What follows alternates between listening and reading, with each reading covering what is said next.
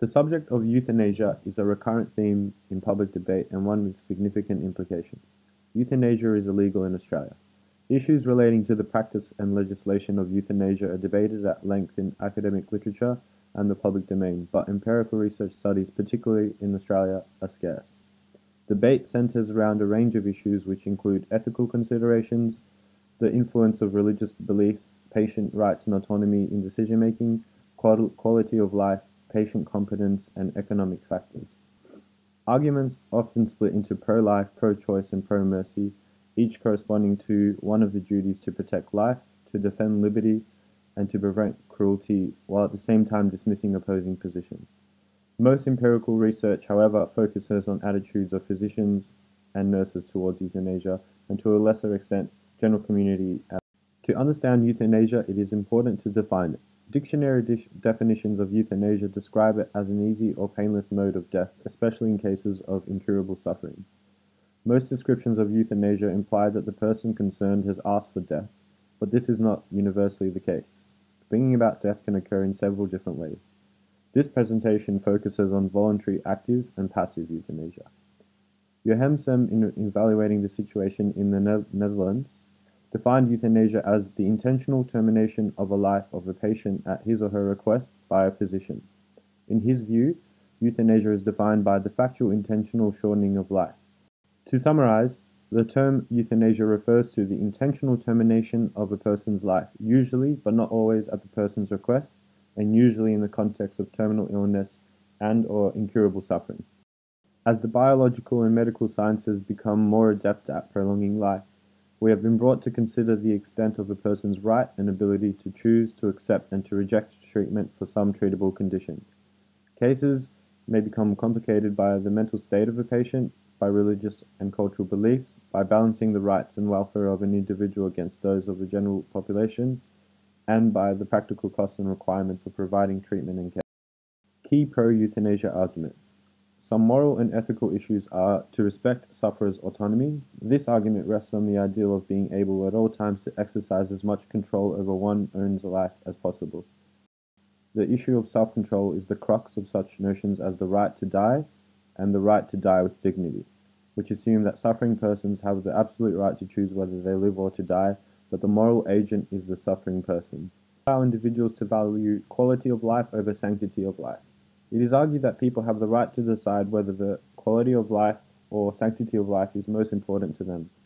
When a person is suffering severe pain or is severely restricted by illness, or when life depends, for example, on drugs which cloud consciousness and reduce control, those who value quality of life more highly seek an end to life.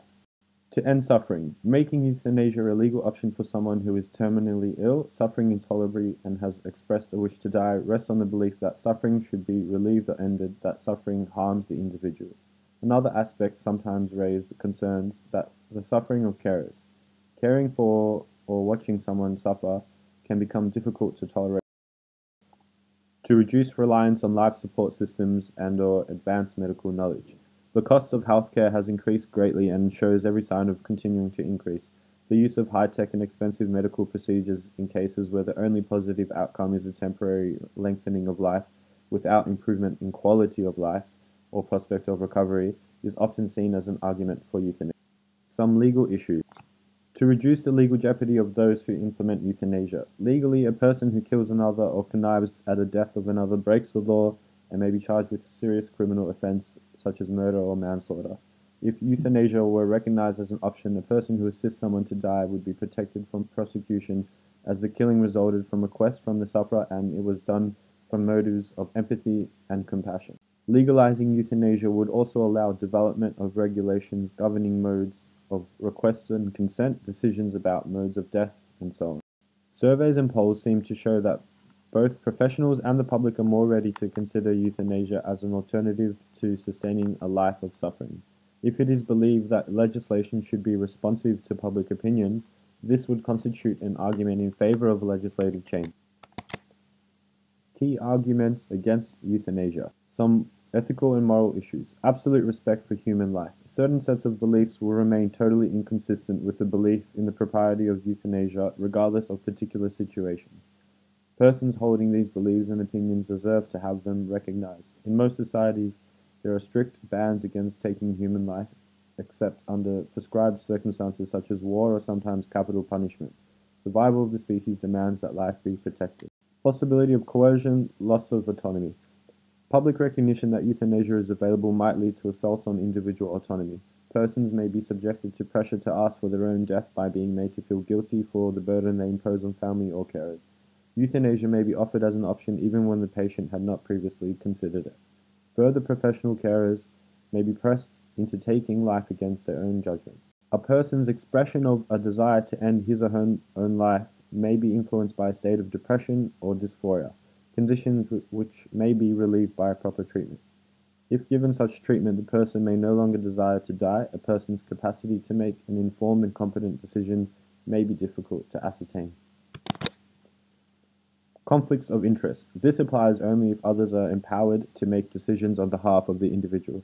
When some advantage may accrue to the carer on the death of the helpless person, for example, independence, money, or property, then there may be more motivation to make decisions without taking account of the helpless person's wishes.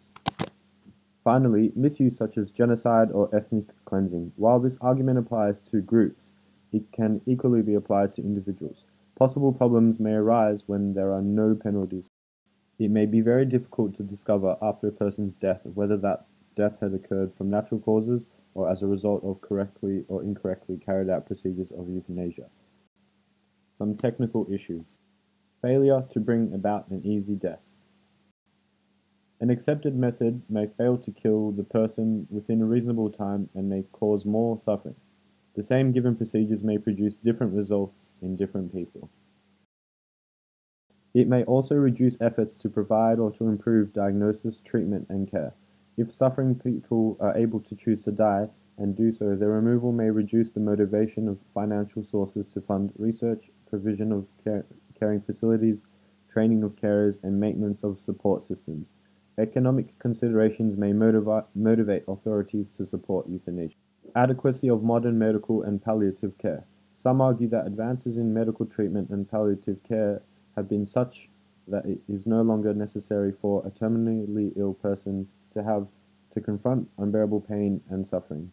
This then removes one motivation for euthanasia. Certain belief systems hold not only that life is sacred, but also that human beings sin by taking life. Some people believe that sin is punishable by some divine power, and that taking of life will bring down punishment on the perpetrator. Some people who believe in life after death also believe that a happy afterlife depends on virtue in this life. If virtue incorporates a ban on killing people, then helping someone else to die would jeopardize their chances of a happy afterlife. Several of the preceding arguments imply what has become known as the slippery slope argument.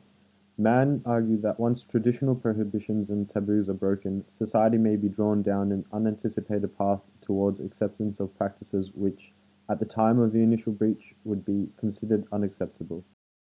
When deciding if euthanasia should be allowed, there are other issues that need to be addressed. These include cultural considerations, but more importantly, ensuring that the decision is competent, as factors may influence a person's request for euthanasia. Voluntary euthanasia may be the preferred outcome of some terminally ill patients, but its consideration as a treatment option requires the careful examination of all possible medical, palliative, psychiatric, and psychological factors which may be contributing to the request. In order to determine whether a person is competent to make such a decision, a careful and thorough clinical assessment is required. The ethical, psychological, medical, and legal issues involved in euthanasia and terminal care are both complex and challenging. It may be, therefore, that formulating new legislation governing the deliberate ending of a person's life is a decision that society as a whole must be made to take. However, setting out the precise codes of conduct governing individual cases should be left to the profession itself, and health professionals must decide if the request for assisted death is a rational and autonomous one, unaffected by treatable psychological disturbances such as depression. The research cited suggests that actual reports for euthanasia are made by a small number of chronically or terminally ill patients. Perhaps the debate more than anything highlights the need for all sections of the community to put more considered thought and effort into managing a humane, dignified, respectful passage to death for the old and terminally ill. Would you consider euthanasia if you had a horribly painful terminal illness?